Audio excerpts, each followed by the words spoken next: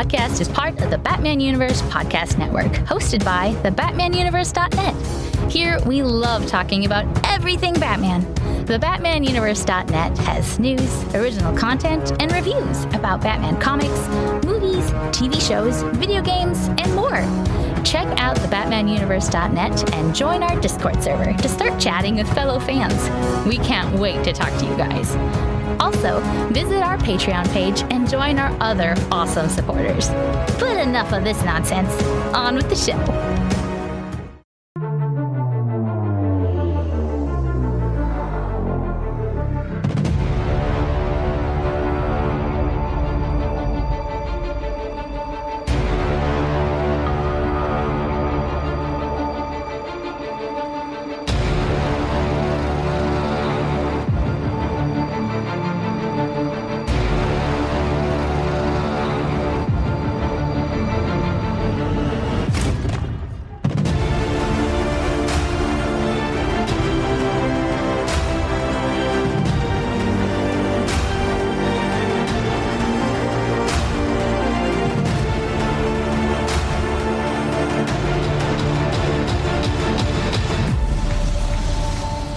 Hello, and welcome to the Batman Universe Comic Podcast, Season 16, Episode 11. I'm your host, Ian, and I have with me... This is Jaymee. And this is Theo. And as you can hear, we unfortunately don't have a Steph, but we are very grateful that Jaymee volunteered to step up and co-host with us this month. Steph has a class, and so Jaymee, who does a lot of great reviews and is going to be doing some podcasting on the site, is going to be filling in and giving us the perspective that brings that needed third point of view to the podcast. So we only have a couple pieces of news before we begin. The first one dropped today, actually, and it is that DC's community forums attached to its DC Universe Infinite platform are being deleted in September in favor of a officially DC-run Discord server. So I'm slightly salty because I moderate several DC servers for connected to the Reddit forums, and this feels like it's going to steal a lot of our user activity. I'm still going to join, but I don't know. I just have a bit of salt about that. I have the same thought. Well, I'm sort of at the loss here because I'm not really on much servers at all. I just basically read the books, and I like what I like, and I don't like what I don't like, and I generally don't like getting into too many arguments. Quite fair. That is coming, I think, in July. They're going to launch the invites for that, so that'll be good. There's been a lot of discussion over there, so if you are a member of DC Universe Infinite and are posting over there, keep an eye out for those invites, because I think there's going to be special roles and stuff that you can get as a member. Other piece of news that is slightly related to the Batman universe is that Nicholas Scott, great artist who's done tons of stuff for DC in the past, including Wonder Woman, Birds of Prey, stuff on all kinds of titles, is doing a artist spotlight in September. And this is a combination of re-releases of the special retailer cover she did for Action Comics 1000 and Detective Comics 1000, plus Wonder Woman 750, and new covers for Birds of Prey featuring Black Canary, Catwoman, of course, featuring Catwoman. Oh, and she's repurposing the Green Lantern 80th anniversary cover she did, featuring all the different Green Lanterns. The Harley Quinn, she's doing the Nightwing cover with Nightwing's butt that she did. And she's doing a new Flash and Zatanna cover, and Supergirl for Action Comics. So I'm very tempted to be getting the Supergirl, Wonder Woman, and Zatanna covers. Maybe the Black Canary one, but it depends on how cranky I am about that title in September. Well, personally, I like of course, I'm a fan of Zatanna. I love the Zatanna cover. Yeah, it is. I think they're all really gorgeous. They are. They definitely are. And I'm a Green Lantern person too, so I love it that they have all the Green Lanterns. The only problem with the Green Lantern one is I already own it because I bought that cover for the Green Lantern 80th. So I'm already buying Green Lantern, but I probably won't buy that cover. That's fair. That's definitely fair. I like the Harley Quinn. I definitely. I guess the Nightwing could be more considered to be a Dick Grayson cover because it has the three Robins on the top. Yeah, I mean, it's definitely a Dick Grayson cover. Yeah. And then there's an Aquaman cover for World's Finest that I forgot to mention, but since this is Batman Universe, I don't feel that bad for not mentioning it. But I definitely agree with the Catwoman covers too. I mean, all the representations look wonderful. Yeah. Theo, which ones are on your collecting list? I am going to be buying another issue of Catwoman simply for that. Anything that depicts the Brian Balin, the Jim Balin purple is always going to get my attention. And for all of you who missed out on the butt cover, here's your chance to get it back. But for me, I'm looking at Wonder Woman. Well, not Wonder Woman, I'm sorry. I'm looking at Zatanna. I'm looking at Catwoman and maybe Birds of Prey. But that's only because I've been reading a lot more Birds of Prey as of late. Yeah, a lot of good options, a lot of good Batman-related options. So exciting if you like Nicola Scott, which I do, and if you like this particular series of covers, which I also do. I really wish that for the Birds of Prey one, you could have had renditions of the other members. You know, like a row with the different huntresses, a row with Dinah, a row with Babs, or something like that. I mean, if DC really wants to double dip, they should have done a Huntress cover, a Black Canary cover, a Barbara Gordon cover, a Big Barda cover. Just take all of the money.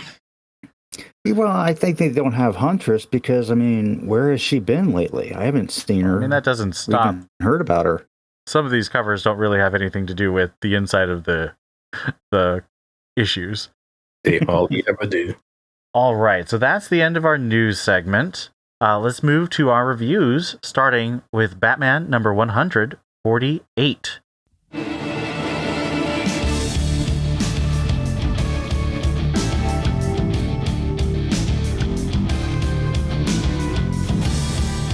This is titled The Storm, written by Chip Zdarsky, art by Jorge Jimenez, and colors by Tumu Mori.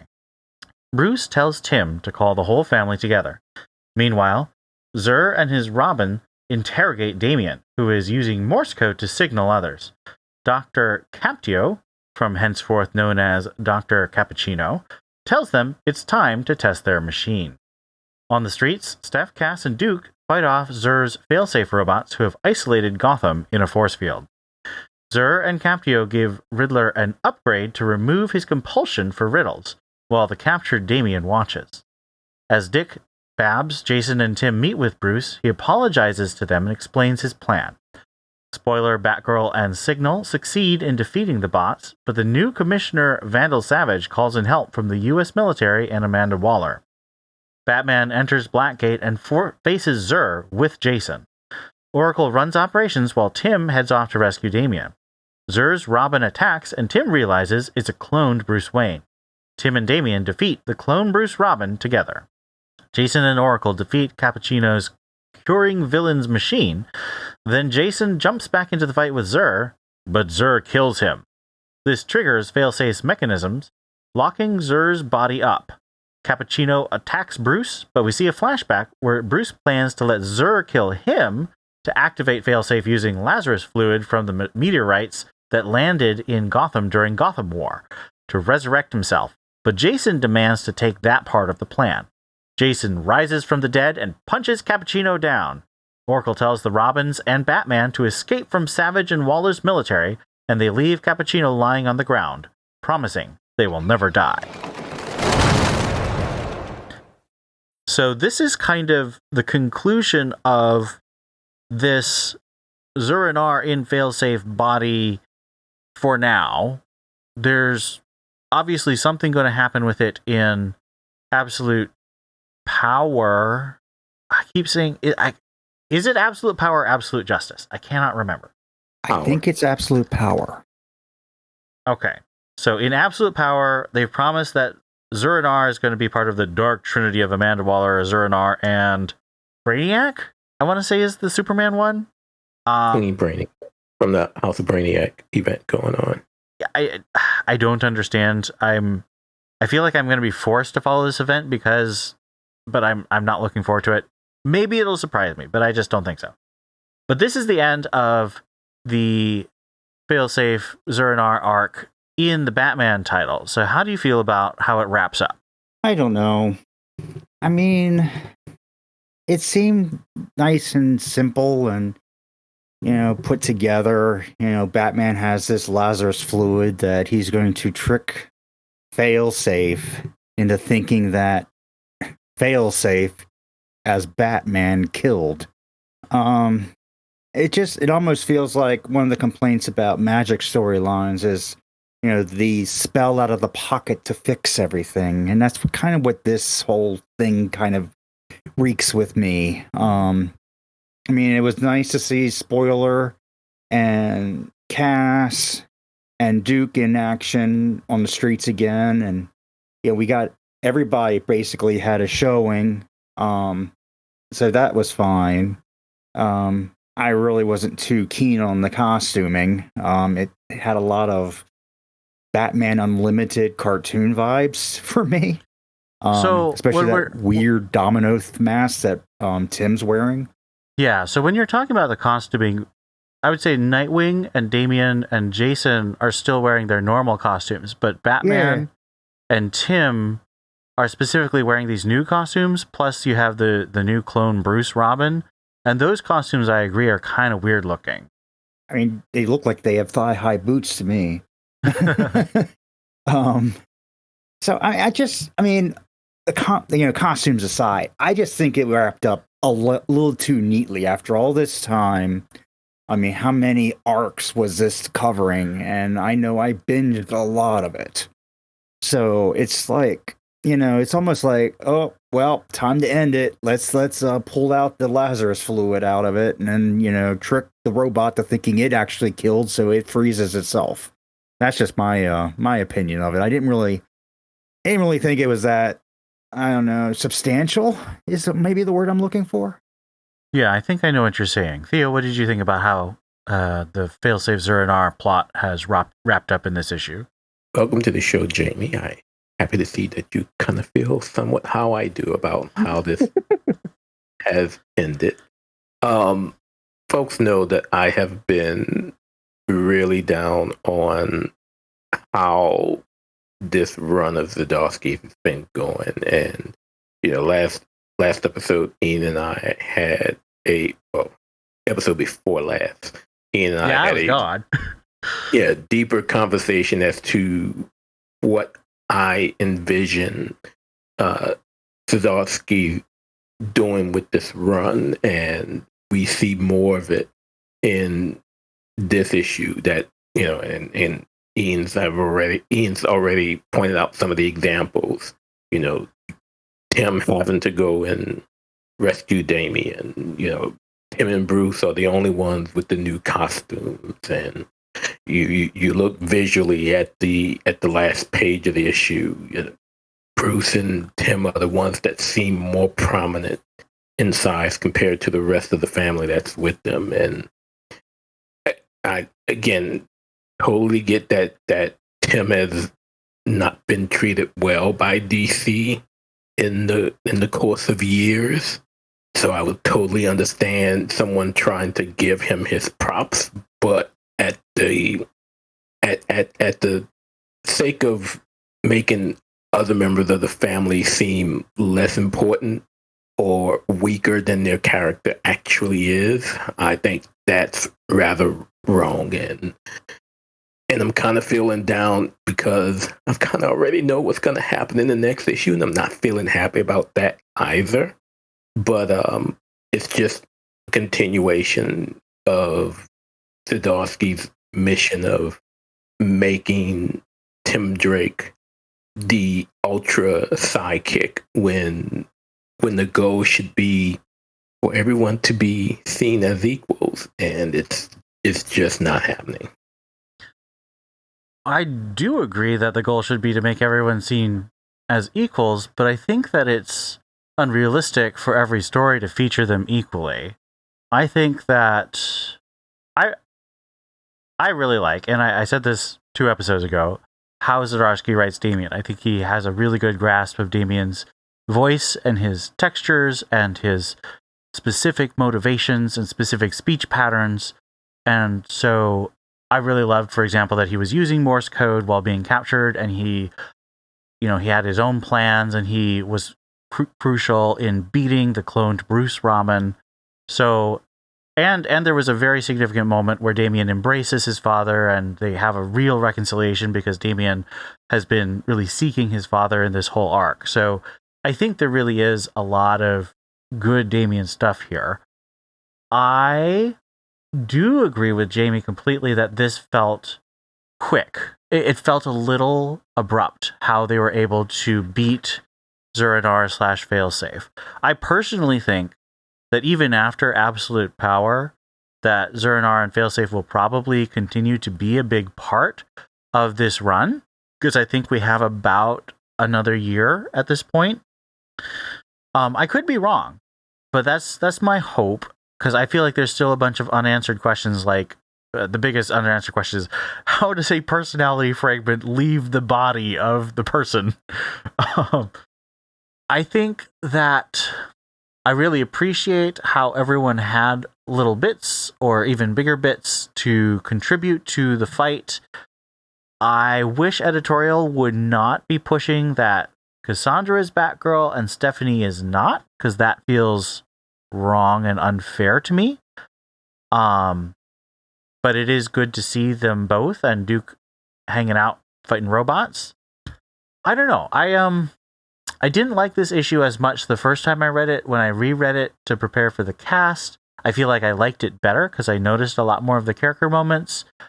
I am really reminded of Batman 900, which was also, I think, 135, where Zdarsky wrapped up the whole Batman of Gotham plotline, and I don't know, it just wasn't the most satisfying. I keep finding myself liking the middle issues of Zdarsky's arcs more than the conclusions of the arcs, and I hope that doesn't hold true when he finally gets to the end of his arc, because that would make me very sad if his ending was weaker. But I'm still enjoying the ride quite a bit. I just do think that it's quite legitimate to say this feels kind of abrupt. It feels like we didn't quite build to a full defeat of Zur-En-Arrh. And I know it's not technically a full defeat, but I don't know, it feels odd. And I don't know if that's because the event is happening or not. Next question for this is, we do have these new designs for Tim and Bruce and this cloned Bruce Raman. And Jaymee, you've given some of your thoughts, but can you break down some more specific thoughts on those 3 designs? Well, I mean, the Batman design, first of all, it was supposed to be like an armor, and his mask basically crumbled like in one hit. It looks, I don't know, it's the grays and the blacks, and I mean, the bat symbol itself is more like, seems like a whole like chest piece, a chest plate, if you will. It just really doesn't really work that well for me. I liked parts of the Tim Drake costume, but again, I didn't like the mask so much. And actually, Jason has a slightly different costume as well, it looks like. Not completely different like the others. He's also most notably not carrying his guns. But as far as, I like the color scheme of Tim Drake. I just don't mind a green mask. I just don't know why it has this chin strap on it. It kind of defeats the purpose of a domino mask, in my opinion. But again, I like the idea of the greens on the blacks, and it's definitely a striking costume. As far as the clone Bruce costume, I like it, but that R is way too big. I mean, that's from his chest all the way down to his belt.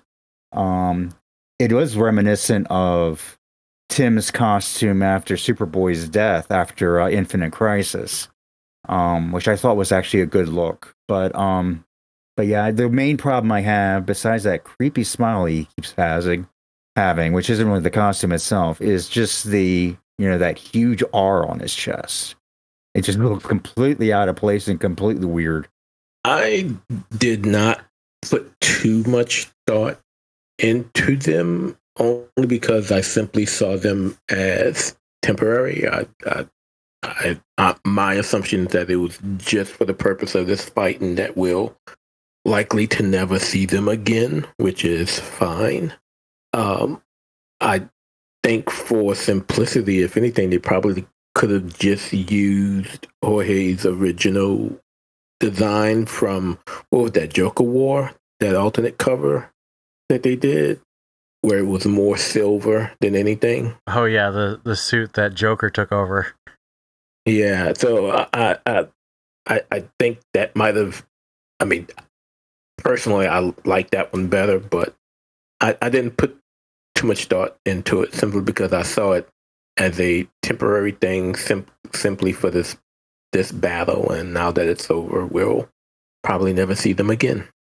I think that's a really good point. It's funny. I also was thinking I liked Jorge's design for that silverish, futury bat suit from Joker War better than these as well. I wish that they would. I feel like it's better for a finale of an arc, even if there's like a special reason, to keep with the classic or at least the established designs instead of making new ones, because it instantly dates and kind of highlights that this is not a classic Bat story. It's like this very specific thing. And I can see the argument for that. I think that something like the Hellbat makes some sense, even though I personally hate the Hellbat.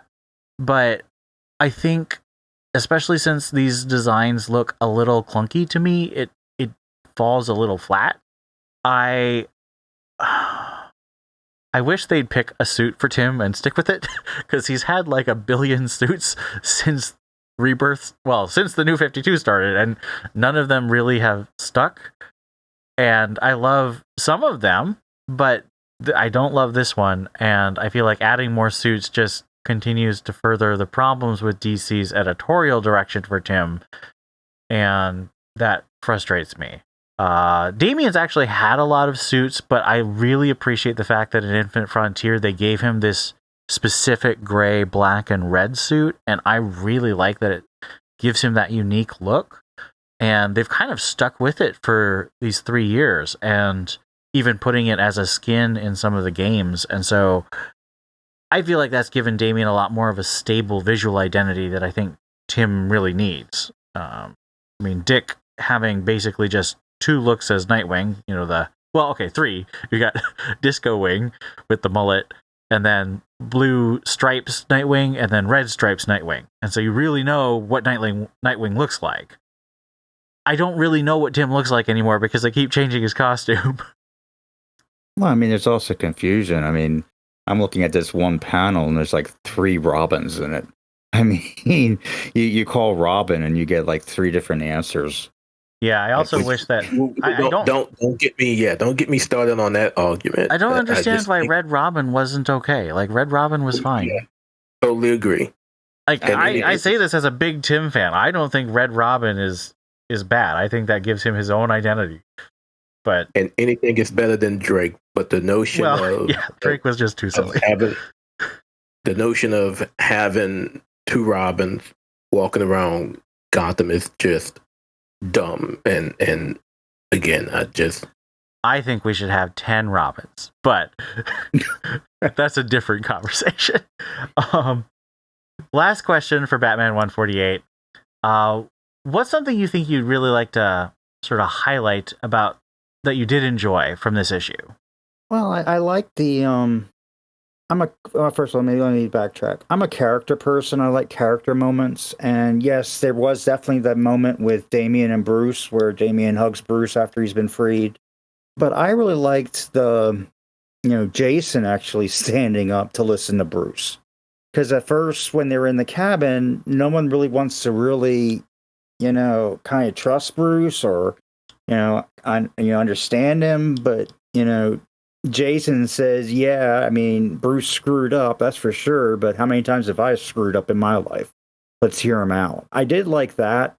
That exchange, and of course, when we had the flashback right before they revealed the Lazarus fluid, where basically Jason and Bruce are alone, and Bruce says, "Okay, I'm gonna sacrifice myself," and Jason says, "No, you're not.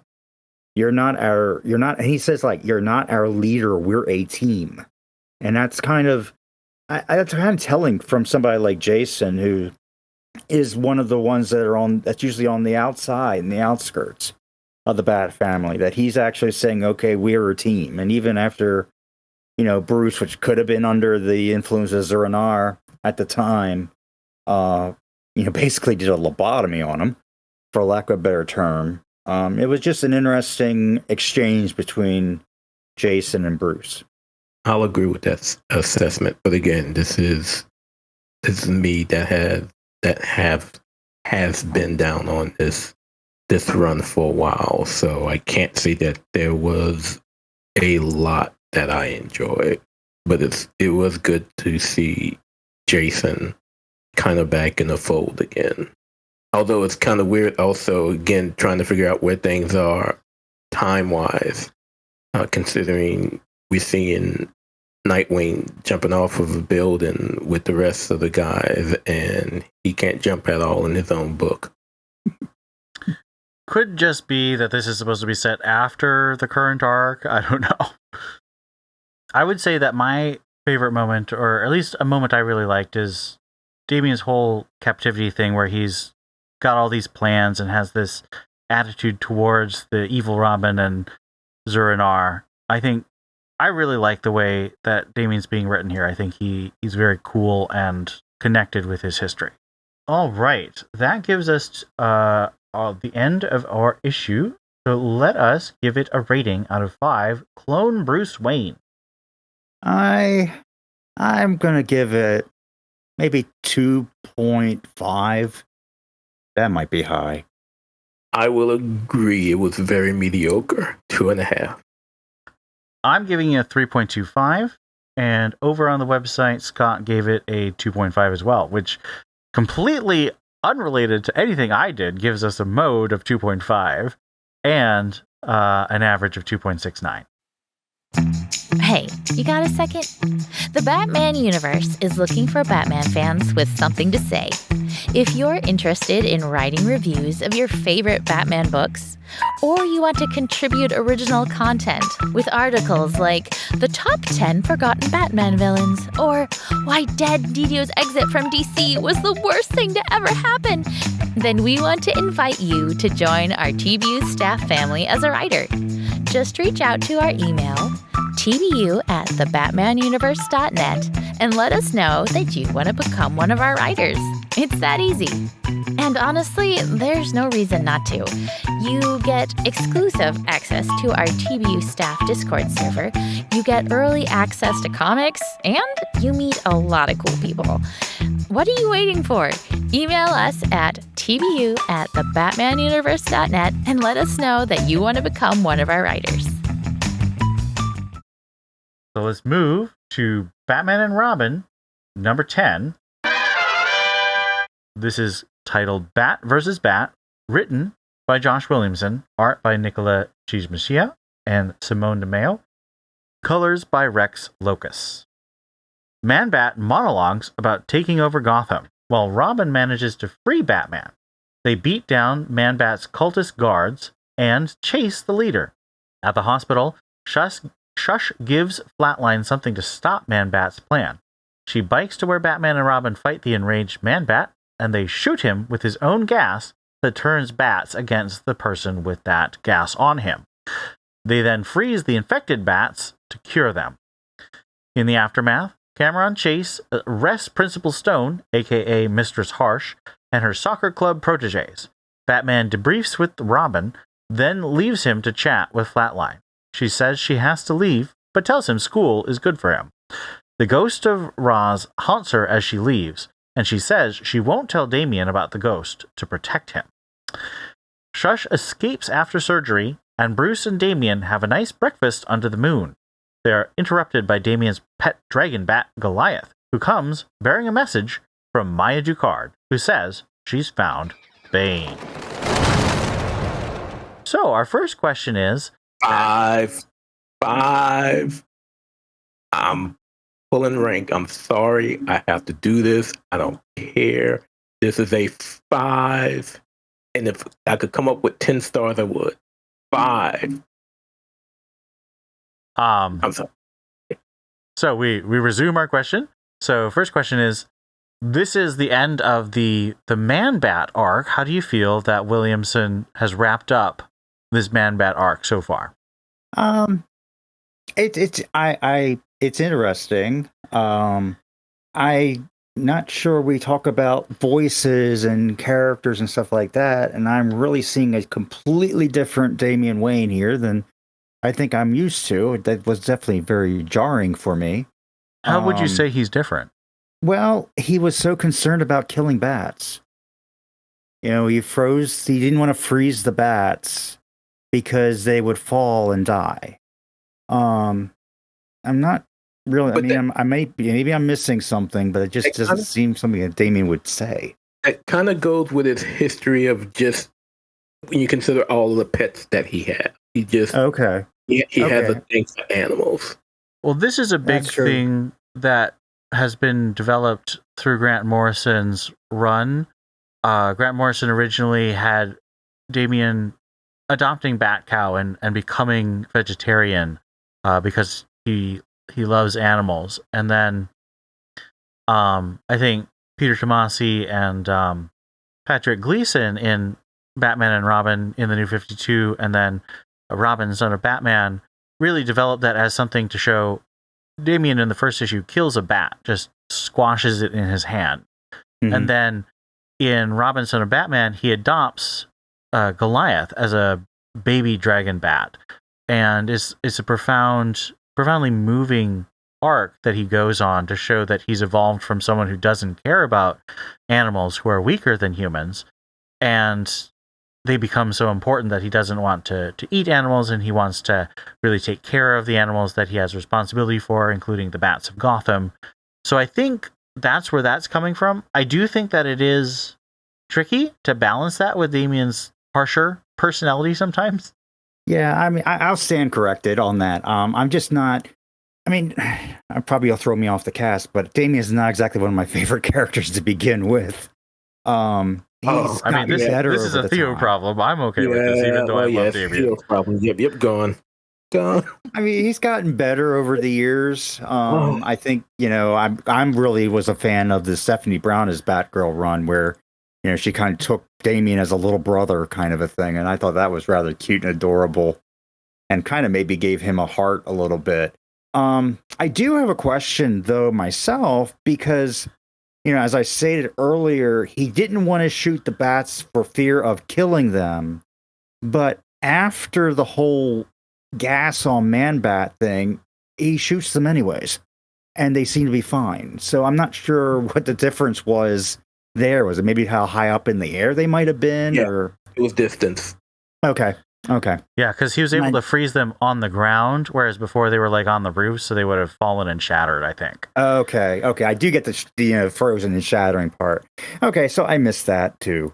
Well, I do think that is kind of part of the problem of this issue is the storytelling's a little rough, especially the shifting between the two different artists. And in my opinion, even though I love his drawing, I think Simone DeMeo is just not a great storyteller, so things aren't super clear in general. Okay, so I guess I have a pass on that. I mean, this is just my perspective. But I also think that there was some unclarity. I liked, again, as far as character moments are concerned, and I did forget about Goliath in there, and he actually proves to be like, almost like the big reveal at the end. But, the breakfast on the roof with Bruce and Damian getting together and, having that time, as well as the touching farewell between Flatline and Robin. I did appreciate that. I would say that it might be very similar to the Batman issue where it was like almost like the gas proved to be like the resolution in the pocket. However, it wasn't, just introduced. It was already introduced earlier in the arc when Batman was infected. So I kind of get it. I thought it was interesting that they used it in a gun, and how Robin threw the gun to Batman and said, "It doesn't have bullets; it has gas pellets." I thought that was an interesting little tidbit, giving Bruce's feelings for having a gun thrown at him. And I'm assuming that it was like a standard type of gun. It wasn't like like the grappling gun or something like that. At least from what I saw in the art. It probably was definitely much more enjoyable and satisfying as the Batman ending was. It kind of gave me, the Man-Bat part kind of gave me Hulk Bruce Banner vibes, where, they're two halves of a whole, and like neither half really is aware or in control of what the other half is doing. So that whole Hulk thing was interesting. So I mean, I would grade it higher than the ending of the Batman issue myself, but yeah, it was. I mean, I wasn't. Maybe I wouldn't be as gung ho and calling it a 5 as Theo is, but I'm definitely it was satisfying at least. What was the question again? How do you feel about how it wrapped up the Man-Bat plot? I am happy they finally settled on there being a singular big bad for this arc. Because, for a while, we were wondering who it really was. Was it Shush? Was it Man-Bat? Was it someone else? So the fact that they finally settled on it being Man-Bat, and we got a good conclusion out of it with Kirk Langstrom returning, it perfectly fine for me. So I actually feel this was more rushed than the Batman conclusion.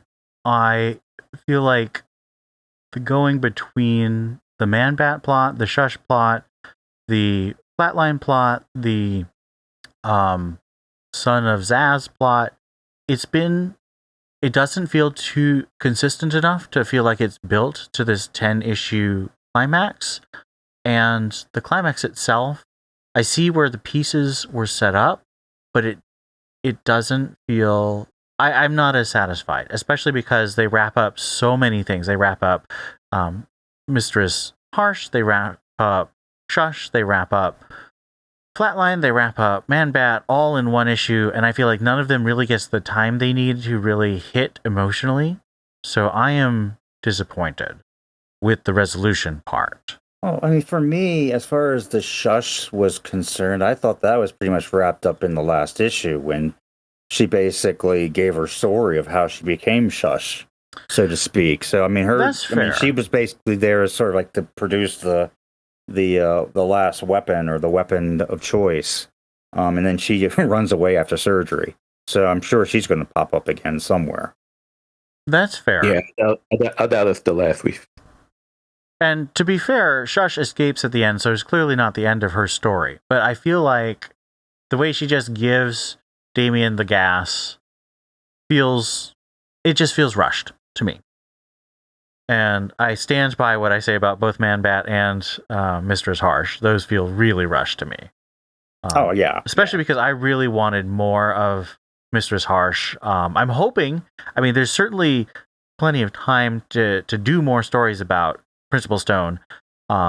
And I'm hoping we do more about the school in the aftermath, because they just lost 2 teachers, including one of the principals. So that's going to be a huge shakeup, and I hope Williamson is able to do more with that, because I really like the school plots. Probably the best of what's going on in this title at the moment.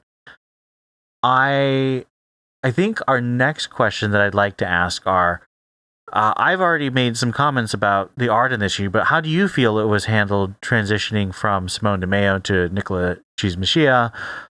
Any particular art that really stuck out to you in a good or a bad way? I admit I'm not really too much of an art person, but I didn't really, other than Flatline kind of looked different with her costume and stuff like that, and I guess her face markings kind of looked a little wonky to me. Um, but I mean, her character's kind of wonky too, so it could just be, how she feels in that day. I didn't really have too much of an issue with the art. The art's fine. Don't really have anything that kind of really strikes me as exceptional or bad, if you will. I mean, it's just standard art to me. Yeah, sorry I can't answer that question any better than that. Yeah, I mean, we've said before, that DeMayo is probably a better cover artist than an interiors, but I didn't have an issue with it either. I really like Nicola Cheese-Machia as an artist and a storyteller, and I personally kind of hope he becomes the main artist going forward. I feel like I've heard there's other artists. I think Gleb is coming for a couple issues soon, and that's really cool. I've made my feelings about splitting issues up between artists clear in my rants about Detective Comics. In this case, since both artists have had single issues where they're allowed to really show their vision of the title and the characters and the storytelling, I feel it works a little bit better, but I still wish that they would schedule so that they have time to do a whole issue themselves. Last question I have is related to Theo's rating. We finally have what Josh Williamson promised all the way back at the beginning of Infinite Frontier when we first got the announcement of a Robin title starring Damian, which is that Maya Ducard from the Robin Son of Batman series written and illustrated by Patrick Gleason, he is going to be the... Batman and Robin too. No, Maya was not in Batman and Robin. Henry Ducard was, but Maya was not. You sure? I am 100% sure. I am 100% sure. Now I'm going to go and pull completely it up again. confident. She was created by Patrick. The return of Maya as a fan favorite character from the end of the New 52 is a big deal because Damian's had a lot of status quos. He's kind of been passed from title to title, and the writers have created new characters and new relationships for him. And so seeing this one return is, I think, very rewarding to those of us who have loved past runs and wish that they had more continuity and more long-term effect on Damian's character. So Theo obviously will have a lot to say, but Jaymee, are you familiar with Maya and how do you feel about her return? I hate to say it, I'm really not. She was I'm familiar with Henri Ducard, but Maya, no, I'm not that familiar with it. Was she involved? Because I read the Robin that dealt with the Lazarus games and that kind of stuff. No, she was not involved in that. She was not in that either. Okay, because I kind of got the impression she might have been from what. The last time we saw her was at the beginning of the Super Sons arc, when Gleason and Tomasi were writing the Superman title and did a 2-arc called Super Sons, and that led into the Super Sons title. I don't believe she was ever in the Super Sons title proper, but that was at the beginning of the New 52. At the beginning of Rebirth, back in 2016/17. So was she that's a love like interest? 7 or 8 years. Goodness. Was she a love interest for Damian? Well, Theo certainly thinks so. No, I mean back when they were first written, Damian was what, still 10? Yeah, he was still 10. He was. He had a baby tooth. However, they had no problems given trying to hook Damian up with a 3,000-year-old genie. So I'm assuming Maya is probably 17-ish. I mean, if they bring it up, considering, and Damian's 14, so close enough. Ooh, an older woman. Yeah, unfortunately, just did not have the impact to me when she showed up. It just okay. I just was like, well, I know Henri, but I didn't know Henri had a child. So actually, I misspoke. She is Henri's granddaughter. Her father, Okay. Morgan, was actually trained alongside Bruce by Henri during that period, and she shows up trying to avenge her father because, spoilers for Batman and Robin 2011, Damian kills Morgan Ducard at the end of the first arc, Born to Kill, and so she seeks vengeance on him technically out of universe 3 years later, but in universe it was probably like 6 months later. Yeah. Okay, so anyway, as most of the guys will tell you on the staff server, Theo kind of went ballistic when he read this issue, and I will only say, Joshua Williamson, you beautiful SOB, I love you. You get all the Eisners from me. I was literally at work. My boss literally left the office 1 minute after I get to that page, and I just literally screamed out to the highest that I could that Maya was back. So to have Miss Ducard back, and Josh kept his promise that he gave to us back when Robin was first announced. Give him an Eisner. Give him all the Eisners. I will pay for it. Thank you. And good night. We can end the episode now. Thank you, folks. We'll see y'all next time. It's a 5. So he was nominated for an Eisner. Have they awarded those yet? Or are we still just in the nomination phase? That's at Comic-Con. Okay. San Diego? Yeah. Okay. All right. Now let me just quickly finish up. My thoughts on Maya. I am really happy. I'm really excited. I hope she's a big part of the next arc, and that more of her history is revealed so that people who come in like Jaymee will have more context, and so they can look back and also maybe some editor's notes saying, read Robin Son of Batman, Year of Blood, so you can understand who Maya is and why it's so cool that she's back. But again, my salt floweth over at the lack of coherent and correct editor's notes. Batman and Robin Eternal number 26 was not correct. Now I was somewhat thrown off at the fact that Bane is still alive, but I forgot he was brought back in Joker. Task Force Z, right? Oh no, he was Joker. He was in Joker. Oh, okay. Well, I thought that was his daughter in Joker. You can have more than one Bane in the title. But wasn't he in Task Force Z? No, he wasn't. That was actually Gotham. Oh, jeez. Yeah, that title got weird, I'm telling you. No one believes me when I say this, but that title was chugging along and it was okay and I was enjoying it. And then the last issue hit and I was like, what did you do? Anyway, let us give... Theo has already put in his rating, but let us put in our votes for Batman and Robin number 10 out of 5 fake school teachers, because we had 2 of them in this issue. Jaymee gives it a 5. Steph gives it a 5. Ian, he may say differently, but he gives it a 5 too. For his sake. So what we're saying is there's a mode of 5. And Daniel gives it a 5 too, although he had to be a little bit fair since it's being published on the website and it shows up as a 3.3. But Daniel personally did not tell me that it's a 5. Okay. What is your review, your rating that you would like to give us, Jaymee? I would give it a 5. I would give it, a 4. I mean, it was good.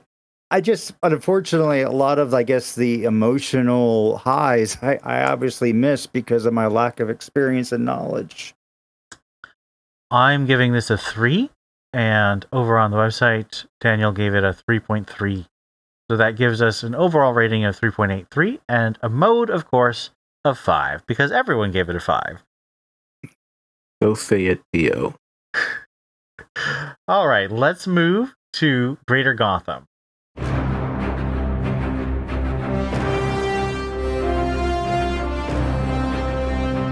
Starting with, let me run through for Jaymee our rating system.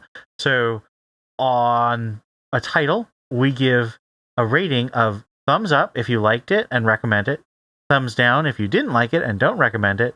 Or neutral if you're kind of evenly balanced on those things. And if you weren't able to read it, which is totally fine, you just say abstain. So, our first title is Birds of Prey number 10. I would give it between a thumbs up and a neutral. I did write the review for it. I don't exactly remember exactly what I said for it, but I think it was positive. I liked where the story was going. Thumbs up for me. I appreciate that it's more bat-centric now, especially with the inclusion of abs. This is unfortunately a thumbs down for me. There are no scenes like the scene between Barbara and Dinah a couple issues ago that sort of got me back on board with the story. Jumping between dimensions and realities at this point is a huge turnoff for me, except in the Spider-Verse movies. And I'm just not liking this title. And part of it is, of course, that I have high expectations for Birds of Prey and very specific expectations, and neither the high expectations nor the specific expectations are being met on this title. So it's still a thumbs down for me. I wish I could recommend a Birds of Prey title, and it's definitely better than, say, the Brian Azzarello Birds of Prey book. But it's not what I want Birds of Prey to be. It's not what I would give someone if someone's like, oh, what are the Birds of Prey? I wouldn't give them this new title. I would give them the new Simone trades or the Dixon trades, because I think those are significantly higher in quality. Well, I'm sorry. No, go ahead. Okay, I basically what I wanted to quickly say is that I mean, as far as these stories are concerned, it's not a typical Birds of Prey story. It's more jumping dimensions and stuff like that. It's a classic Birds of Prey story is almost like I would say almost like a heist or some kind of like an investigation kind of a story. Well, there were a whole time travel going back to dinosaur age. Weird storylines during the Dixon run that I also didn't like, but I don't think that's what Thompson's calling back to. Well, I will also, to be fair, also say that I had high expectations when you hear the phrase Birds of Prey, but I have, much like the Outsider series, I have accepted the fact that this will not be that group. And I think accepting that makes it easier to enjoy the story. I think that's fair. And that's certainly what Thompson is trying to get us to do. I refuse to accept a Birds of Prey that doesn't have Barbara and Dinah, and honestly Helena too. Those are the things that make Birds of Prey, and the lack of two of those three continues to make me think this just could be another team. It's like what we talk about every time we talk about the Outsiders title. Should have been called something else. Moving on to The Boy Wonder number 2. Abstain. Two dumbs way up. This probably could have been a 5 for me also. That Jason story is just deep in every positive way possible. As far as I'm sorry. I was basically going to say, I mean, admittedly, I haven't read it yet, but that's mainly because of time right now with my life. But you guys are making me want to give it a try. Well, ignore what I'm about to say then. Because I'm giving this a neutral trending down. This unfortunately fell into one of my biggest complaints about artists who become writers. The sense of pacing, sense of consequence and style, not style. The style is great. The sense of consequence and character coherence and historical coherence don't work for me. I would like to like this, but it feels underbaked, except for artistically, in which it is great. The art continues to be great, and I don't expect that to change. But writing-wise, I think he should have had a co-writer. And I understand that this is Black Label, and the whole point is to get artists a chance to really express themselves, but I think writers are artists too and deserve more respect.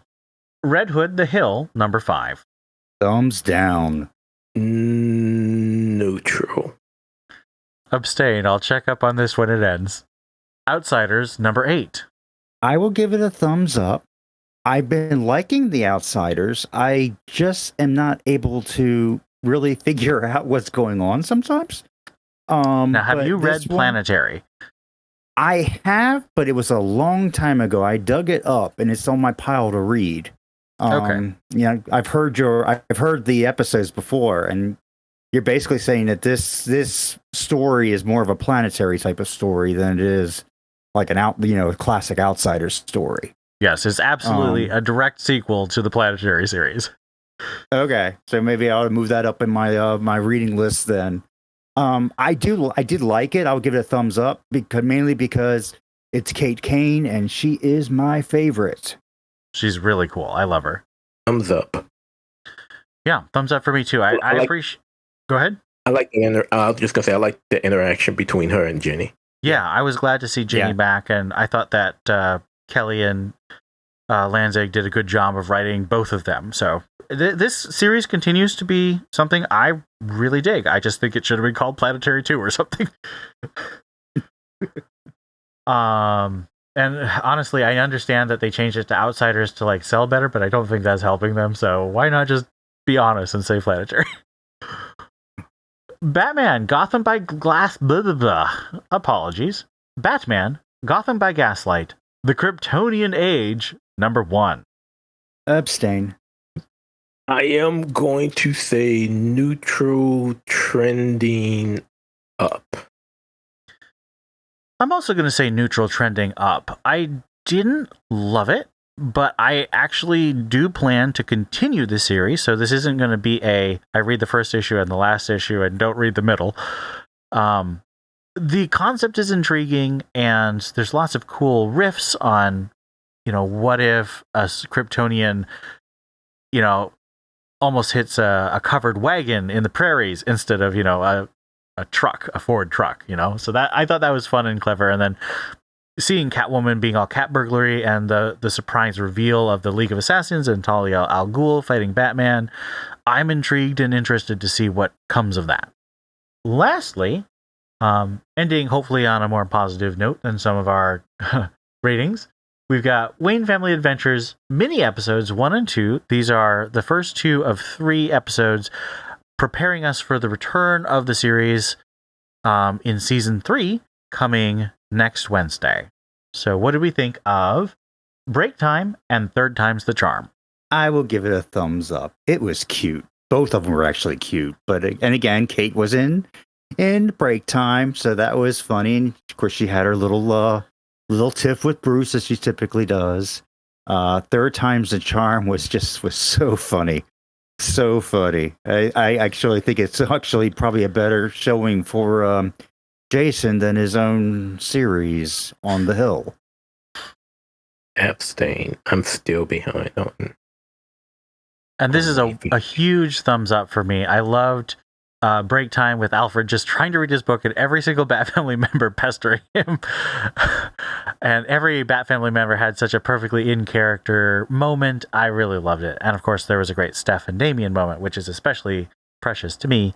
The second one is, as people who have read Steph and my reviews of the Wayne Family Adventures webtoons, another entry in the Tim Gets Kidnapped saga, and it's just phenomenal and full of chibi figures. These are all written, of course, by main writer CRC Payne, and the art is by, I would say, secondary artist Toby Fan, but he's done a really good job. I think really leveled up on his ability to get those characters the same way that main artist Starbite does. So thumbs way up for these Wayne Family Adventures mini episodes. And I can't wait for the main season to start next week. That brings us to our listener feedback section. We would like to thank the people who support on Patreon at a certain level. And those, of course, are Lisa Slack, Ed Grouse, Johnny McCloskey, Ian Miller, Captain America, David Richards, Joshua Lappin-Bertoni, Caspian73, Donald Townsend, Rob O, Brendan Roberts, and Stephanie Mounts.